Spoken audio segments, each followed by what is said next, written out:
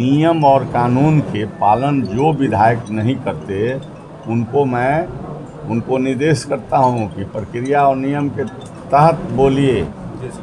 अगर नहीं नियम के पालन कीजिएगा तो मैं आपको कभी भी बोलने का इजाज़त न दूंगा। और चाहे कितना हो कोई आसन को गलत तरीके से अट्रैक्ट करने का चाहेगा तो हम होने नहीं देते हैं।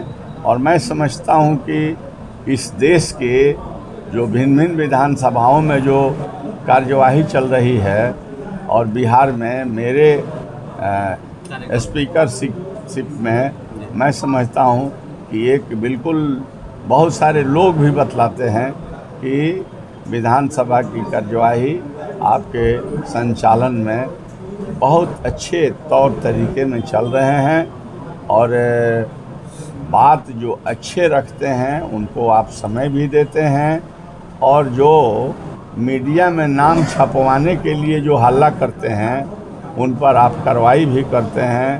और सदन से अगर नहीं मानता है तो बाहर भी निकलवाने का काम करते हैं। सर, विगत दिनों में जो माननीय सीएम के द्वारा जो एक विवादित बयान दे दिया गया जनसंख्या नियंत्रण को लेकर, उसको लेकर अभी केंद्रीय मंत्री का एक बयान आया है कि विधानसभा को बना दिया गया है एक ऐसा जगह जहां पे सिर्फ गंदी बातें होती हैं। क्या कहें? देखिए,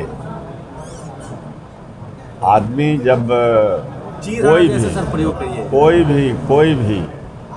कोई भी लीडर है, अगर वह लीडर निर्माण के कार्यों में रुचि रखता हो, वह लीडर पढ़ा लिखा व्यक्ति हो, उसके अंदर विद्वता हो, वह परिस्थिति स्थिति को समझता हो, तो वो निश्चित अच्छे काम अगर करेंगे तो उसमें और रिजल्ट आना चाहिए।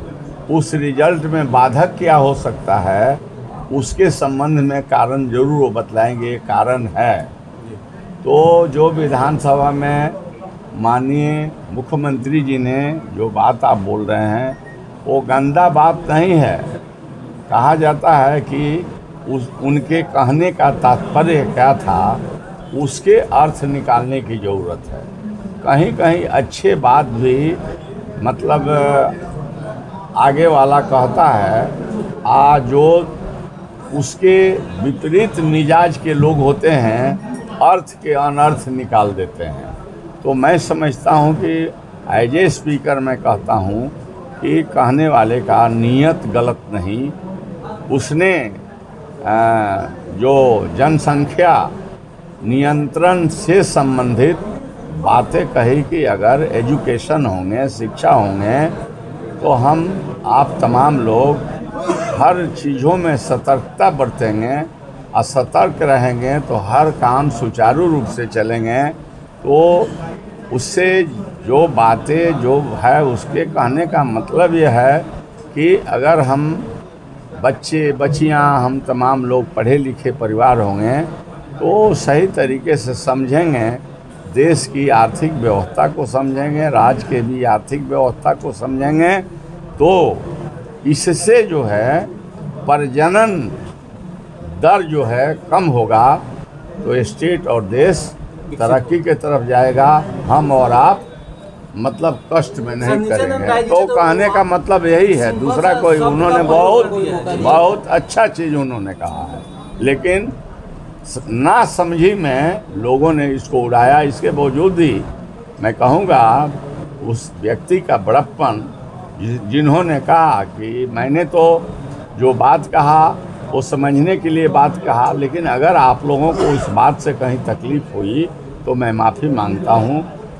ऐसा मैंने देखा नहीं कि कोई इतने बड़े नेता जिसने इस राज्य को चमकाने का काम किया, विकसित करने का काम किया, बिजली देने का काम किया, पानी देने का काम किया, रोड देने का काम किया, शिक्षा देने का काम किया, और वह व्यक्ति उसी डायरेक्शन में इस राज्य के बेहतरी के लिए कोई बात कहता हो और आप दूसरे तरह से उसके माने मतलब लगाते हैं, तो सोचना समझना चाहिए कि जो आदमी कह रहा है वो कहने का उसका सेंस क्या है। उन्होंने जो कहा बिल्कुल सही कहा, गलत नहीं कहा। सिवान के हसनपुरा में दीपावली के दिन आग लगी थी, एक होम गार्ड का जान भी जा चुकी है, इस पर क्या कहना? 3 पत्रकार भी सर, 3 पत्रकार भी हैं, बहुत सारे लोग भर्ती भी हैं। देखिए जो चीज़ मैं नहीं समझता हूँ, नहीं जानता हूँ, उसके बारे में आपके प्रश्न का मैं आसानी से जवाब नहीं दे सकता, इसलिए कि थोड़ा गंभीरता से जीवन बिताता हूँ और गंभीरता से जो जानकारी रहती है उसी पर मैं कहता हूँ। आपने जो हमको जानकारी देने का काम किया तो हम इसके बारे में भी जानकारी लेने का एडमिनिस्ट्रेशन से काम करेंगे और प्रशासन से कहेंगे भी कि पत्रकारों के द्वारा ये प्रश्न उठाए गए थे, इस पर सक्षम जांच करके जो समुचित कार्रवाई होनी चाहिए, चाहे जिस तरह की बातें हैं उस पर करने के लिए मैं प्रशासन को कहूँगा।